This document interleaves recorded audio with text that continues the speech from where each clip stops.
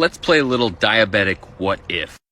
What if iron was this incredibly useful, helpful, reactive element? What if it made making energy in the body easier? What if it was so reactive that our body had to put in safety mechanisms to make sure that it was doing what it was supposed to? Things like making sure that our body was incredibly efficient at using the iron that we had. Or including things like iron chelators in food that bound iron to make sure that it didn't do anything it wasn't supposed to in the body.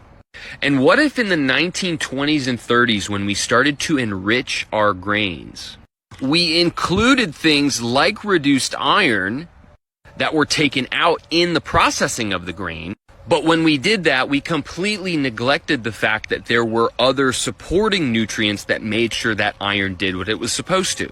Now fast forward a couple generations of consuming these enriched grains. Our body has taken on a ton of this iron with none of the supporting nutrients. What if our liver, which is the main organ responsible for recycling and storing iron, got filled to the brim? And what if that iron overloaded liver started to share the iron that it was taking in with surrounding organs? Organs like the gallbladder, or the pancreas, or the brain, or the heart, or the digestive system, or the thyroid, or any other endocrine gland, including the reproductive organs.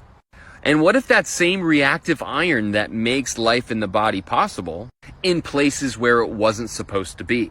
So now you have all of this excess iron being stored in organs and systems that have no means of taking care of it.